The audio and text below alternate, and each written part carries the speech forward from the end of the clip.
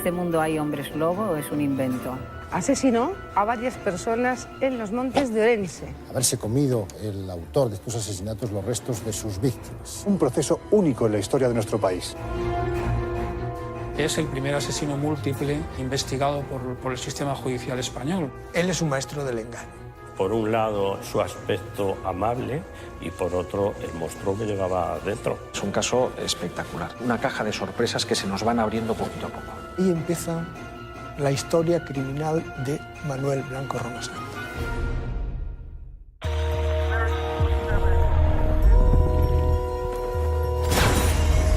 Esta es la historia del primer asesino en serie español o cómo la justicia procesó a un hombre lobo en el siglo XIX.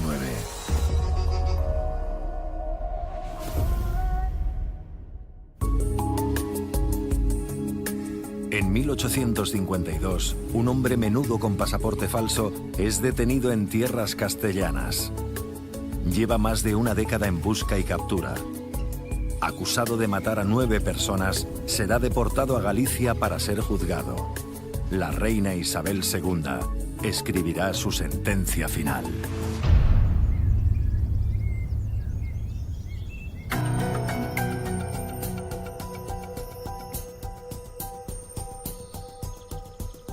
Soy comisario principal honorario y evidentemente todo lo que tiene que ver con ese mundo de los crímenes siempre me ha atraído, pero es que además es en mi provincia, en Orense. Roma-Santa aparece en un contexto que a mí me interesa especialmente, que es la Galicia del siglo XIX. Años de hambre. En Galicia se vivía del centeno, el pan se hacía el centeno, de las castañas y de la patata desde que había sido importada de América. Realmente no había mucho más. Estábamos llegando al final, ¿no?, del antiguo régimen y estábamos empezando, ¿no?, una época en la que la historia de España iba a cambiar definitivamente.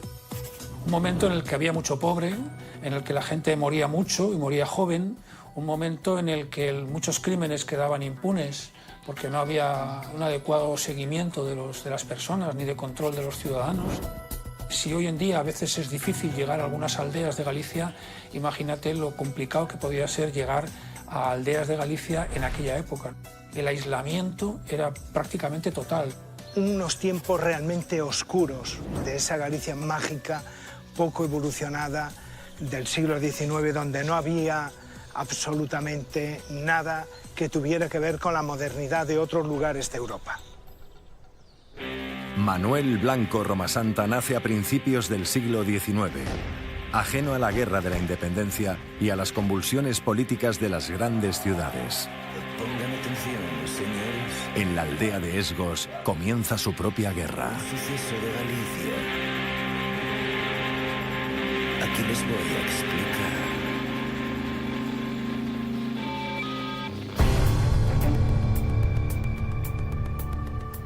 El caso Roma-Santa empezó en 1809, que es la fecha de nacimiento. Cuando yo hice el estudio de Manuel Blanco Roma-Santa, fui a comprobar la partida de nacimiento.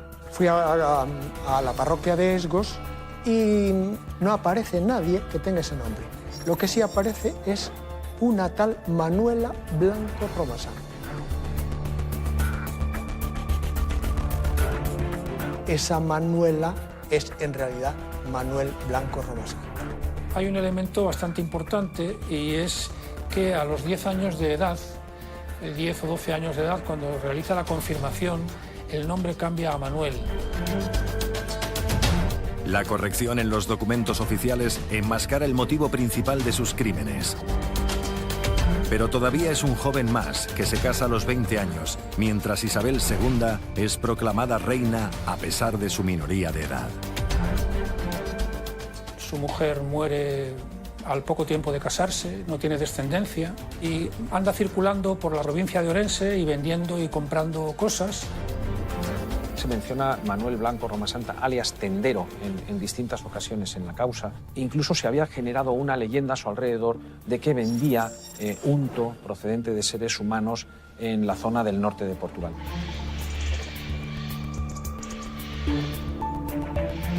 Él lo que quería era salir de la pobreza que existía en la Galicia de entonces. Lo que pasa es que de una manera trágica.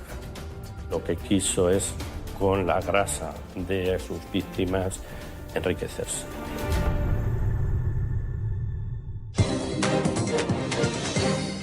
Según los testimonios recogidos en la época, Blanco Romasanta pudo haber empleado a sus víctimas para algo más. Romasanta tenía muchos sobrenombres, es llamativo, ¿no? El hombre del unto, sacamantecas. De pequeña me amenazaban si no comía, si no hacía las cosas bien, con el hombre del unto. Decían que le quitaba el unto a las mujeres y lo llevaba para que lo vendía en Portugal.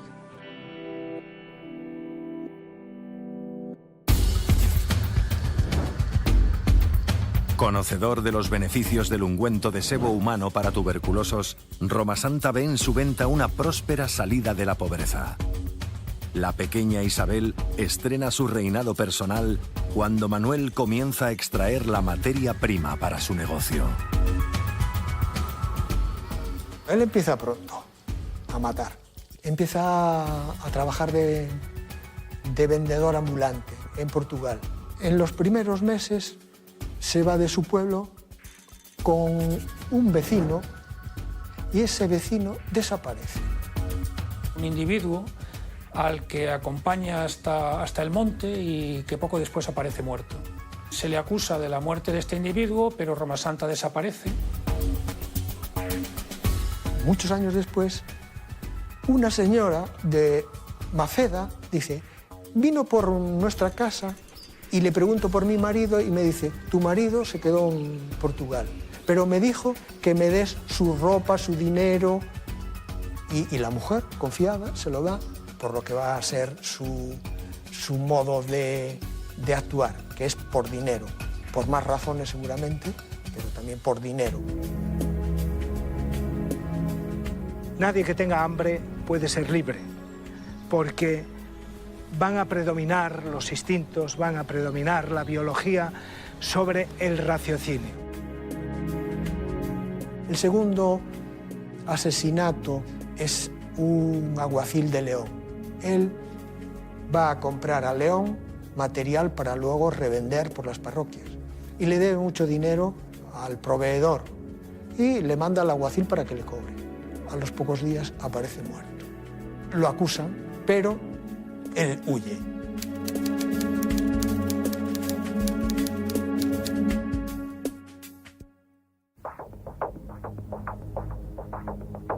El crimen del alguacil supone su estreno como asesino en serie, siendo condenado en rebeldía a 10 años de presidio. Decide regresar a Galicia y esconderse en la aldea de Rebordechao, en Villar de Barrio, aquí en Orense, durante unos 10 años. Como hombre que viaja por muchos sitios vendiendo y tal, tiene algún conocido en Rebordechao. Y a través de ese conocido hace amistad con las hermanas García Blanco. Y ahí empieza sus mayores asesinatos. En la tierra de Ayariz, un criminal sin entrañas. A 3 hermanas mató sin cuchillo ni navaja. Conoce a una, Manuela, tiene una hija y la convence de que la quiere, que se vaya con él y que le va a buscar un acomodo en Cantabria. Primero le convence de que venda todas sus propiedades, sus pocas propiedades, que las venda y que se lleve el dinero. Era fácil convencer a la gente para irse porque la vida en Galicia, en la Galicia rural de entonces, tenía que ser muy, muy dura, muy dura.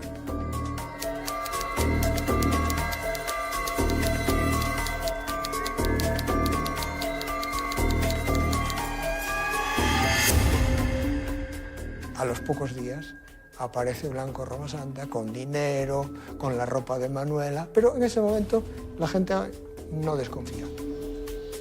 Era un hombre afable, era empático, era muy católico, pero luego tenía una doble personalidad, era un poco como Jekyll y Hyde. Es muy hábil mintiendo y le ayuda su comportamiento religioso. Está siempre con los curas, en misa, y eso le ayuda a dar una imagen de hombre bueno y incapaz de matar.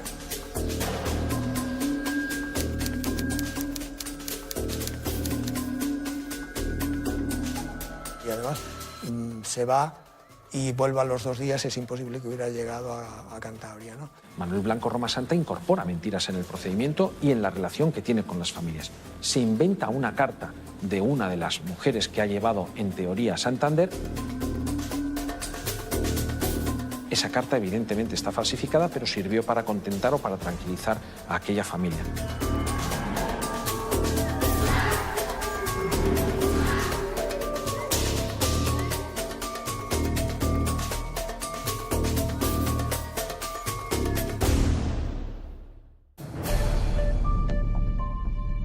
Venía por aquí que llevaba mujeres, diciendo que se los iba a llevar a un sitio que no mojaban pie ni mano, que las tenía muy bien.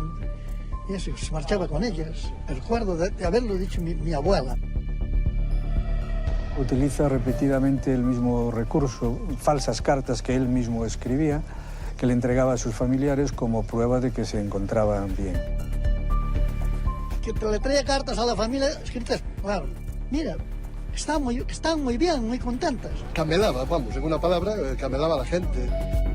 Él sabía leer y sobre todo sabía escribir, que eso es impensable en esa época y más para personas humildes.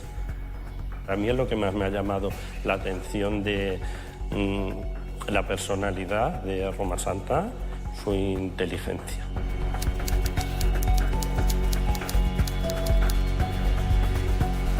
Se repite la historia y va matando a distintas hermanas de Manuela, menos a una, a María, que no acepta y no vende, y entonces no la lleva, y es la única de las hermanas que se salva.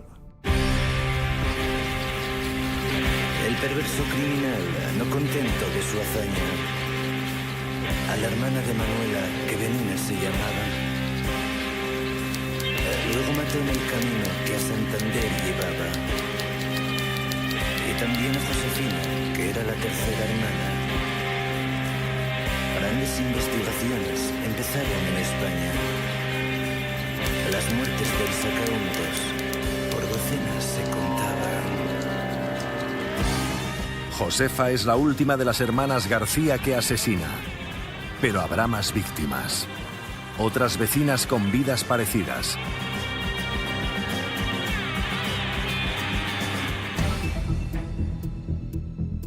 Numerosos crímenes con un solo modus operandi: enamorar, robar, matar. Todas tienen unas características muy parecidas. Tienen hijos de soltera, luego algunas casaron, otras no, enviudaron. Deciden seguirle, subiendo la Sierra de San Mamés y atravesando todos los caminos de León hasta llegar a Santander y colocarlas en un lugar para trabajar. Pero estas mujeres no llegaron a su destino en ningún momento, no se supo nunca nada más de ellas y tampoco aparecieron sus cadáveres en la sierra. La Sierra de San Mamés, que está a mi derecha, sus múltiples caminos para ir a un lado y a otro, que él atravesaba con frecuencia, corgas que decimos en Galicia, que se meten entre los muros y profundizan, y que están completamente cubiertos de árboles, como aquí, fue lugar idóneo para la comisión de todos esos asesinatos.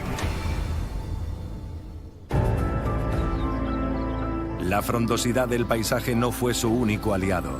El cura de Rebordechao será su salvoconducto a Castilla.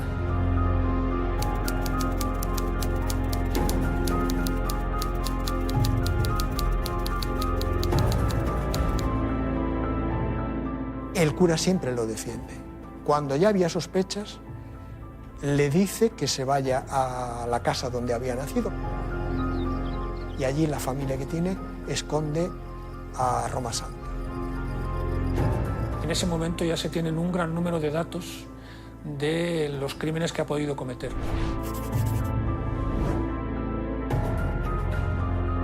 Entra la Guardia Civil, no lo encuentra porque ya lo habían avisado y se escapa. Entonces es cuando se escapa a Toledo. Lo metieron en una cuadra hasta que vinieron a buscarlo y cuando vinieron a buscarlo ya se estaba escapando por el agujero del agua. Y se echó a correr y se escapó. Y no la dio cogido. No hay duda de que Manuel Blanco Romasanta fue un asesino. Mató a muchas mujeres y por varias razones. Una económica, está clarísimo, se aprovecha de su ropa, de su dinero. También tuvo que haber otras razones.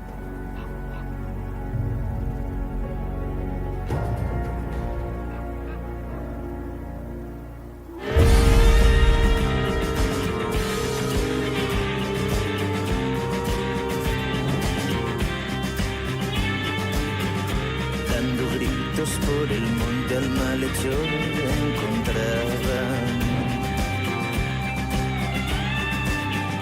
las manos igual que garras y la cara ensangrentada.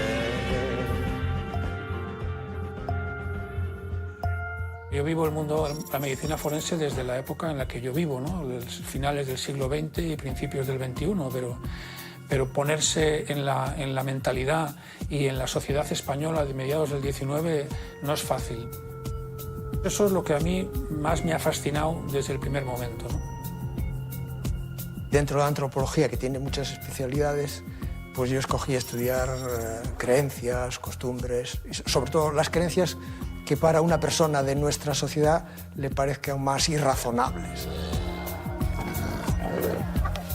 A mí me interesa por qué una persona se cree que se convierte en hombre lobo. Empiezo a oír hablar de Romasanta en el mismo Rebordechao. Muchos vecinos mayores contaban historias espeluznantes que a mí me llamaron mucho la atención. Él afirma que en la sierra, cuando las llevaba de camino a Santander, sufría una transformación por la que se convertía en lobo y sufría una crisis que acababa matándolas y deshaciendo los cuerpos. Una especie de trance que lo transformaba en lobo y un trance violento y que acababa con la vida de sus víctimas.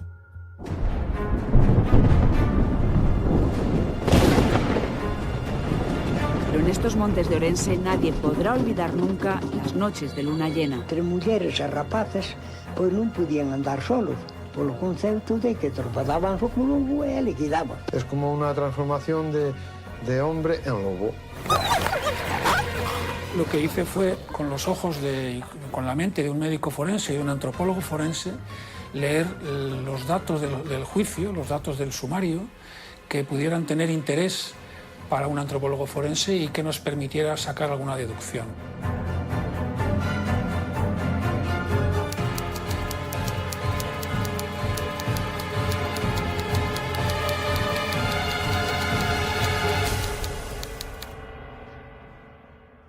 ¿Cuál era el animal totémico de Galicia? El lobo, que era el que realmente destruía los rebaños, atacaba a las reses, etc. Era el que hacía daño, o lobo da xente. Mi idea es que aprendió de la cultura en la que había nacido, de la imagen de lo que era el hombre lobo. Él se identifica con el hombre lobo, le sirve de imagen de cómo él se entiende a sí mismo. ¿Por qué eligió el hombre lobo? Porque un psicópata, evidentemente, no siempre se declara un hombre lobo para justificar las muertes que haya cometido. ¿Por qué Romasanta sí lo hizo?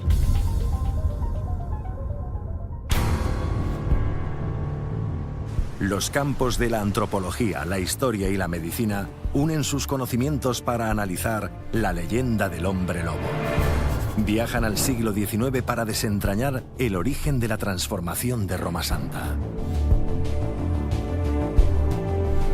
Uno de los elementos clave, desde luego, es efectivamente la inscripción del bautismo de Manuel Blanco Romasanta como Manuela.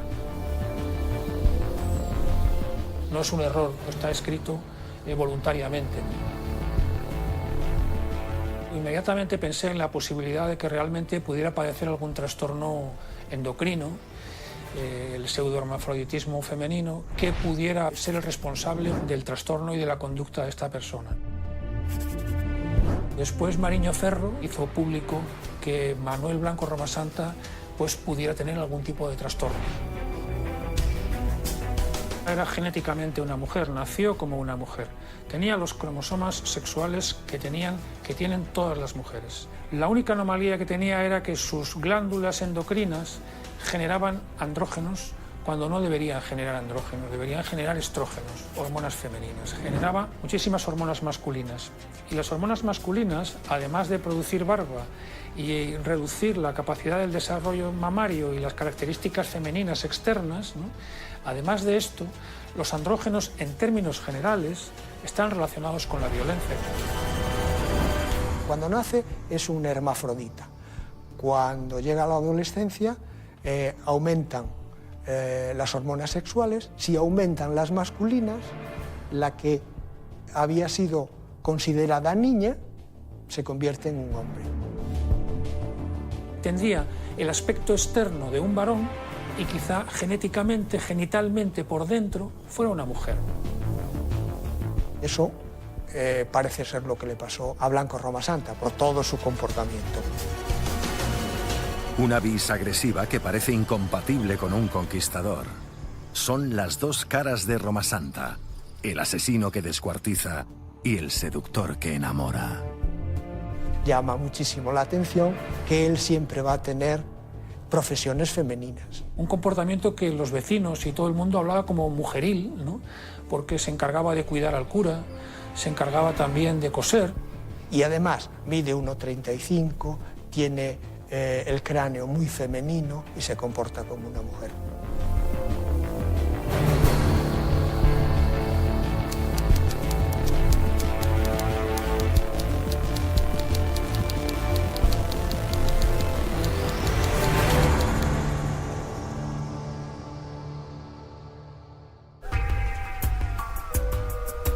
Los expertos coinciden en señalar un defecto genético como la causa de su virilización. Una alteración acallada por el tabú de la época.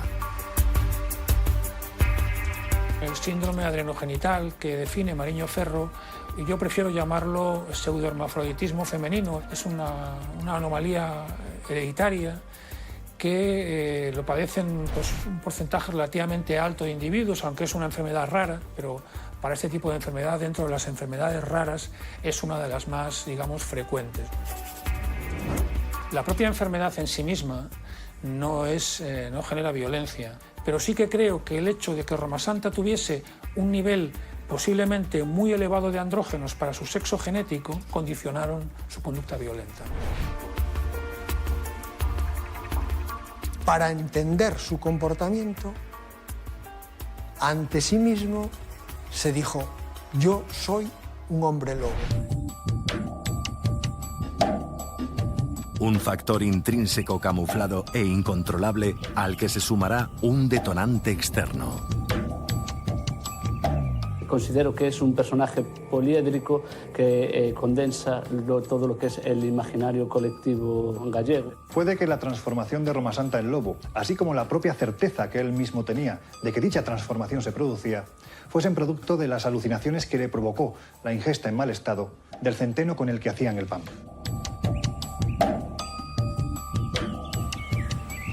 Habían sido años esos centrales del siglo de mucha lluvia que había causado que las gramíneas y concretamente el centeno pues tuviera unos parásitos como puede ser el cornezuelo del centeno.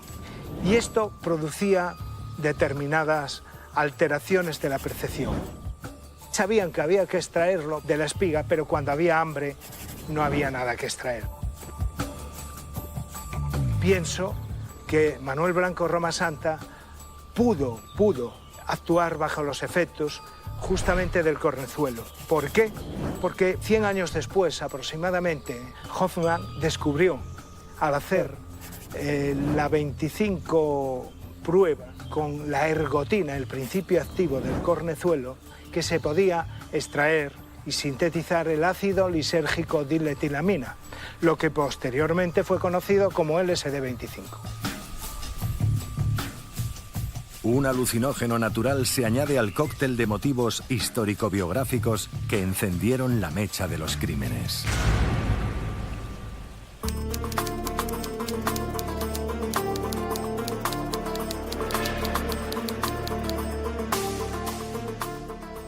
Las leyendas que había escuchado, sus propias patologías, como digo, que llevan desde el inicio a que lo inscriban como mujer, todo eso mezclado bajo la influencia del LSD-25, pudo haber sido el agente causante de todas estas muertes.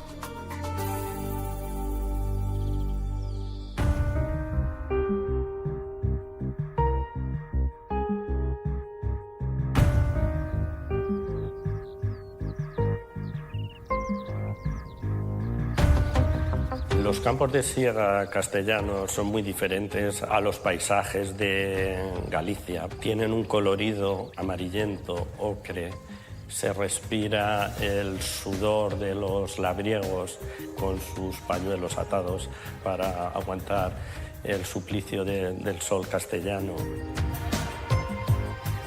Roma Santa fue visto por última vez en casa del cura de Rebordechao. Huyó directo a Castilla, destino también habitual de jornaleros gallegos en tiempo de siega. Manuel Blanco descansaba plácidamente y tranquilamente en estas casas donde quedan estas ruinas, y aquí es donde le detuvieron y le apresaron y se lo llevaron y le confiscaron las cosas que tenía. ¿Por qué tenía que escapar si nada tenía que ocultar? ¿Por qué tiene que falsificar incluso una acreditación, un pasaporte, un documento para trasladarse al lugar?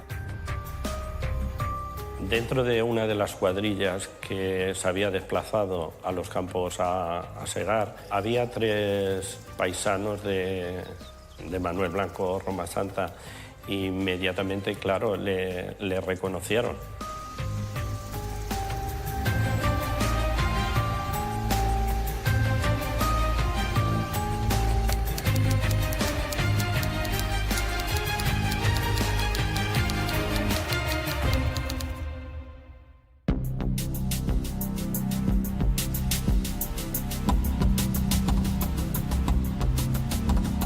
A él se le detiene como sospechoso en Toledo de varios homicidios, unos en Ponferrada y otros en Nayarit.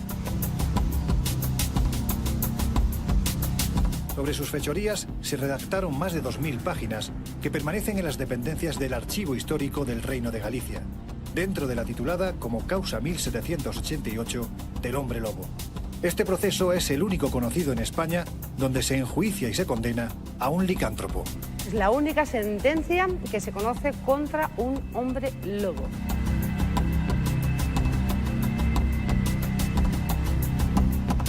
Dentro de este fondo es donde se encuentra la causa contra Manuel Blanco Roma Santa por varios asesinatos que es conocido coloquialmente como la causa de Lobisome.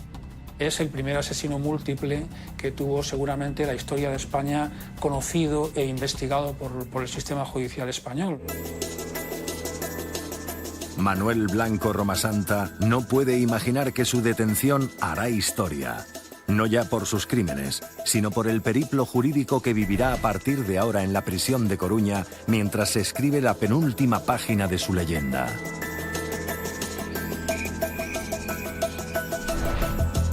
Le cogen, le llevan al ayuntamiento, el alcalde le empieza a interrogar y él niega todo. Él no es Manuel Blanco Roma Santa.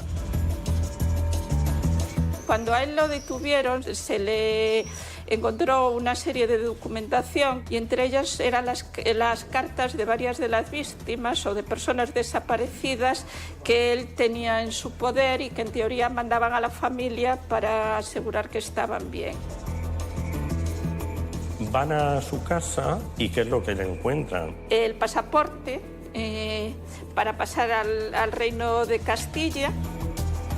El pasaporte, pero a nombre de Antonio Gómez. Él llevaba cubierta su parte de que él negó ante el alcalde que fuera Manuel Blanco Romasanta. También, como la prueba número 2, está un impreso de la carta de amor de un galán a su dama. También se le encontró un calendario lunar y una bula. El arma de Romasanta no solo eran sus manos, fueron también el uso de su cerebro a la hora de utilizar el lenguaje. Su intelectual modus operandi no le libra de ser deportado a Galicia.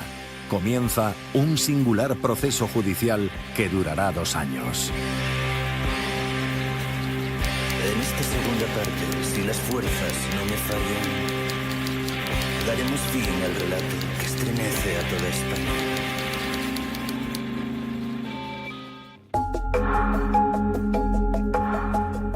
Soy un apasionado del derecho y realmente me encontré con la causa de Romasanta en una biblioteca de un pazo de Galicia, perdido, un poco desvencijado, un libro que se había editado en 1858, aparentemente anónimo, que contaba la causa judicial que se había abierto contra Romasanta. Tenía como firmas RF, que son las iniciales del abogado que defendió a Romasanta. Manuel Rúa Figueroa, protagonista del proceso judicial por plantear en un asunto tan oscuro una defensa tenaz, basada en 3 cuestiones. El debate está en saber si con los elementos que hay podía haber sido Manuel Blanco Romasanta o no. Hay 3 aspectos fundamentales de discusión. 1, el valor de la confesión en juicio. El otro, la capacidad mental de Manuel Blanco Romasanta. Y el tercero tiene que ver con el hecho de aparecer un telegrama sorprendente. El primero es sin duda el más interesante de todos los debates que se producen en el juicio.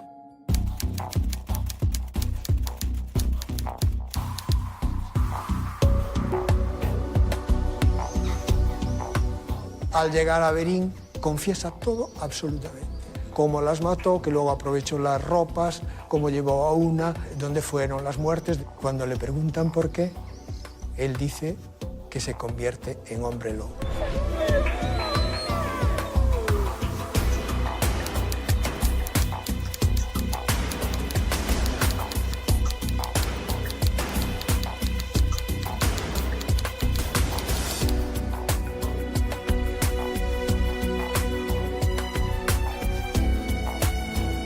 Hay elementos que pueden favorecer una sentencia absoluta. Él confiesa abiertamente que ha matado a unas personas. Rúa Figueroa dice, oigan, este señor que ha confesado que las ha matado, ¿eso es lo que debe servir para condenarle? Señores, pues si han tenido en cuenta la confesión, ténganla en todos sus puntos. Y por lo tanto tendrán ustedes que acreditar que este señor no estaba actuando en forma de hombre lobo. Si nos parece extravagante que actúe como hombre lobo y nos olvidemos de esta parte, olvidémonos de la confesión en su conjunto. El abogado pelea porque se crea la transformación en lobo que jura su cliente. Pero los hechos desmontan su teoría. Existen determinados elementos para condenar a Manuel Blanco Romasanta. Claro que existen. Primero tenemos un conjunto de confesiones. Son muchas y todas coincidentes. Y un aspecto que también, este es el aspecto quizás nuclear, aparecen unos huesos. Acompaña al juez, evidentemente, hace un reconocimiento de los hechos y dice, yo a aquella mujer la maté por aquí y por aquí cayeron, y efectivamente ahí encuentran un hueso, un trozo de hueso compatible con una persona fallecida en aquel momento. Hay una cueva en Aedreira donde se dice que se encontró una mano humana y pudieron ocurrir 2 cosas. O que efectivamente fuera el lugar, el espacio, el escenario de un crimen, o simplemente que un animal hubiera llevado allí el resto desde otro lugar. Encontraron también algún hueso largo, también se deduce que puede ser de mujer. Es una zona próxima a unos pastos que escogía Manuel Blanco Romasanta pues para ejecutar a sus víctimas. Cuando descubre uno de los huesos, los médicos que lo acompañaban le miden las pulsaciones y no se inmuta. Y a los psicópatas le miden las pulsaciones cuando le enseñan fotos de sus crímenes y no se inmutan. Es curioso. Una vez un vecino le dice que le mate un cordero y dice él, ni por nada del mundo. Tú pídeme que te lo cocine, pero no lo mato porque no puedo ver sangre. Blanco Romasanta, por sus características y cómo mata y cómo hace, parece un psicópata.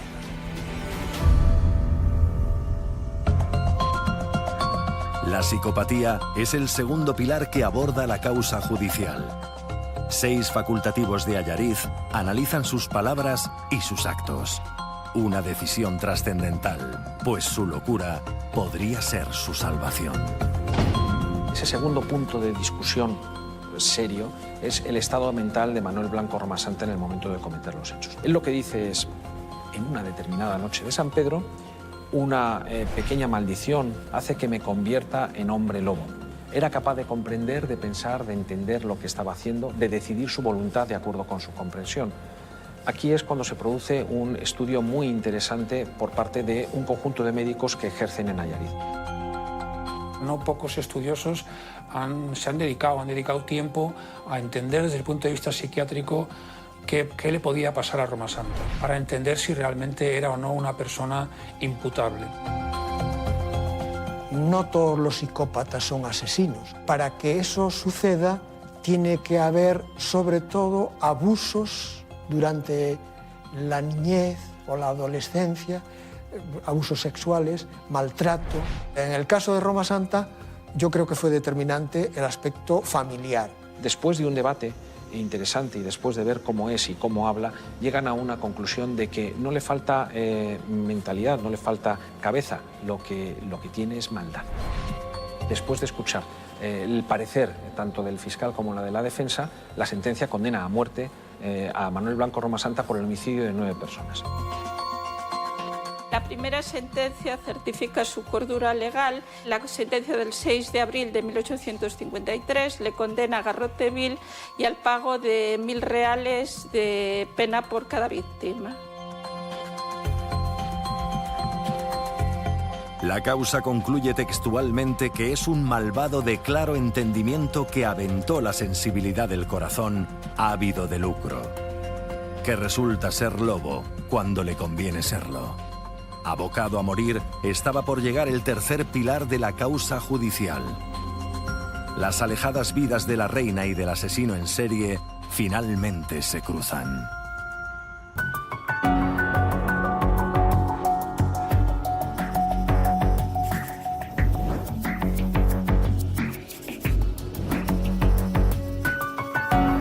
En su época tuvo bastante publicidad y llegó a aparecer en el diario L'Akhbar de Argelia. Este es el periódico argelino donde se menciona el caso de Romasanta, donde se enteró Mr. Phillips del caso. Y aquí está la carta que se dirigió al ministro de Justicia. Es una comunicación de una persona que afirma ser el doctor Phillips, realmente una persona francesa que ha vivido en el Reino Unido, pero que estaba ejerciendo como hipnotizador de teatros en el norte de África, en concreto en la zona de Argelia. Llega por una vía indirecta, llega a la reina se comunica con el tribunal y dice, oigan, estudien ustedes esto. Mr. Phillips, un seudónimo bajo el que se esconde Joseph-Pierre Durand de Gros, un exiliado político pionero en ciencias experimentales. Durand de Gros, el supuesto Philippe, no era exactamente hipnólogo, era bastante más que eso. Era médico, filósofo, fisiólogo y además un activista de la escuela de Fourier, antinapoleónico. De hecho, se tuvo que exiliar de Francia. Esta persona llegó a escribir incluso algunos tratados de algo que se empieza a discutir en la Francia, sobre todo en la Francia de ese periodo de mediados a finales del siglo XIX. Personas que discuten sobre los efectos de la hipnosis, que el doctor Phillips menciona ser la subciencia de la electrobiología. Él no conoce directamente a Romasanta, nunca llegó a verlo. Pero yo creo que por las ideas que tenía liberales, creía que podía con la hipnosis pues demostrar que esta persona realmente era más un enfermo que un asesino. Desde luego tenía un afán importante por conocer la verdad. Esta comunicación llega por telegrama y la audiencia territorial da conocimiento al fiscal y a la defensa para que aleguen lo que consideren oportuno. Ahí se abre un pequeño incidente procesal, que es como le llamamos nosotros, en el que se discute sobre si esta persona actuaba privada de su libertad de pensamiento. La reina quiere llegar al fondo de la cuestión. Isabel II paraliza la sentencia de Garrote Vil ante la indignación de la Fiscalía.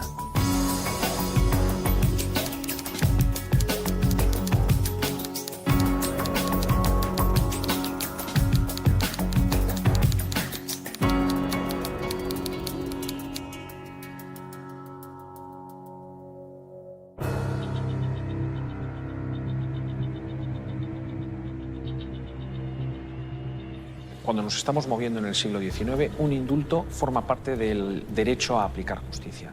En aquella época sí estaba mucho más marcada que en la actualidad el hecho de que la justicia se aplica en nombre del rey. Por lo tanto, los tribunales actúan en nombre del rey y el rey además siempre tiene el derecho de gracia o indulto. Y en este caso es una de las circunstancias que existen y que tienen su importancia en el caso. La reina da una orden en la que se indulta la pena de muerte por la cadena perpetua que cumplió en Ceuta. La cadena perpetua tenía como consecuencia aparejada lo que se llamaba la pena de extrañamiento, es decir, la separación de la península, de los territorios propiamente reales, a una zona que en este caso resultó ser Ceuta, con el objeto de que pudiera ser estudiado por científicos. La verdad es que nunca fue estudiado por científicos.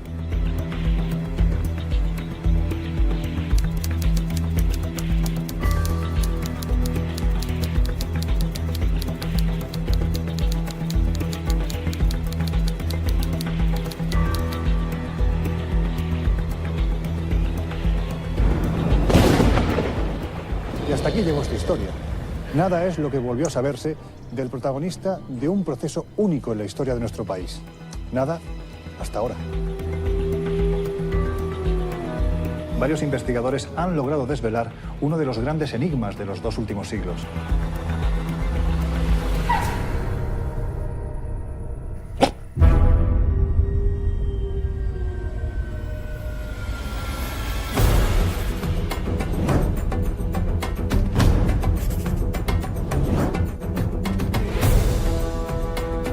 Podríamos decir que el caso de Manuel Blanco Romasanta sigue abierto. Tiene determinadas aristas que lo hacen verdaderamente atractivo hoy. La causa del hombre lobo ha sido un bestseller, sobre todo a partir de la década del 2000. No en vano, es la primera causa que tenemos de un asesino en serie del que se conserve el expediente judicial completo. Es un asesinato en serie que responde también a una tradición, porque no es el único caso de licantropía que se recoge en las crónicas judiciales. Ya en el siglo XVI hay uno en Italia, hay uno en el siglo XVIII en Alemania. Es decir, hay un conjunto de casos que verdaderamente tienen su significación y que arrastran hasta el tiempo de Manuel Blanco Romasanta. Los expertos revisan la historia buscando similitudes, motivos y contextos. Trabajan para descifrar el instinto del psicópata incomprendido. Yo soy médico forense de pueblo, como digo yo, soy médico forense y moriré siendo médico forense de pueblo. Y he tratado de entender sociológicamente también el mundo rural gallego de la España del siglo XIX, de mediados del XIX. Y yo creo que en el fondo funciona como todo el mundo, con las peculiaridades, digamos, de cada región, ¿no? Peculiaridades geográficas, sociológicas, ¿no? Él se sintió siempre mujer y, de hecho, cuando estaba en la cárcel en Coruña, se vestía de mujer y probablemente se sintió siempre mujer. Los fiscales y, sobre todo, el abogado defensor en La Coruña hablan de la necesidad de especialistas en psicología para estudiar casos como el de él.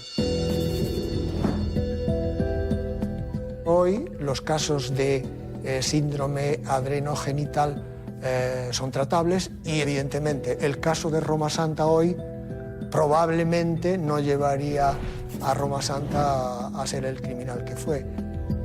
Fue un reto fundamental para el sistema judicial el plantearse el enjuiciar un crimen de este tipo, ¿no? España tenía que tener en aquella época ante Europa también una imagen de garantía democrática. Ya llevaban años anteriores varios profesores de la universidad reclamando la intervención de los médicos en los juzgados, ¿no? El profesor Mata se considera el padre, digamos, de la medicina forense en España. En el mismo año, precisamente, en el que se juzgó a Roma Santa, lee un discurso en el que habla de la necesidad de que los médicos forenses existan, ¿no? Y, sorprendentemente, 8 años más tarde, en 1862, se crean los primeros médicos forenses en Madrid. Yo creo que este asesinato sirvió para reformar la administración de justicia en España, ¿no? Y para la creación, yo creo, del Cuerpo Nacional de Médicos Forenses. Supuso un revulsivo para todo el sistema judicial y policial español de la época.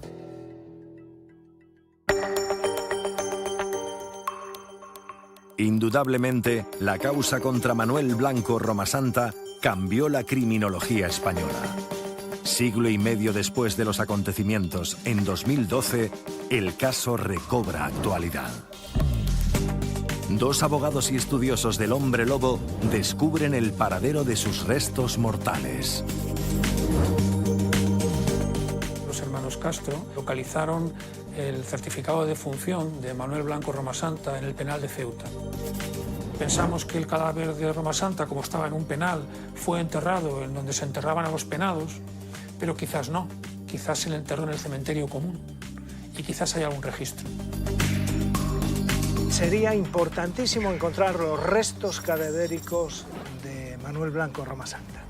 De la lectura de su ADN y de la lectura de esos propios restos podríamos obtener muchas cosas. Una investigación que nos queda pendiente es la de intentar desplazarnos a Ceuta y ver por nuestros propios ojos realmente si es cierto o no que el cadáver de Roma Santa no se puede encontrar. Sin duda alguna sería de un valor enorme encontrar hoy los restos de Manuel Blanco Roma Santa y poder estudiar si mostraba ese ADN algún tipo de patología que pudiera casar con alguna de las teorías que en este momento circulan.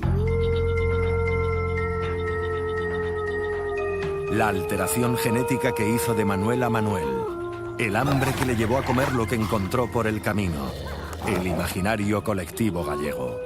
Respuestas que aún hoy no resuelven la pregunta que se hizo el juez. ¿Qué es Manuel Blanco? O certo é que estas cousas non teñen fin. Vanse espaecendo no tempo, pero moitas veces se agroman entre a bruma, entre os nevoeiros desta terra máxica que se chama Galicia. Ainda quedan moitos cabos soltos que se teñen que estudar. En palabras del poeta romano Virgilio, podríamos definir los asesinatos del Sacauntus. Aunque tuviera 100 brazos y 100 lenguas, y mi voz fuese de hierro, no podría enumerar todas las formas del crimen. Mentres, a lenda do lobisome perdura.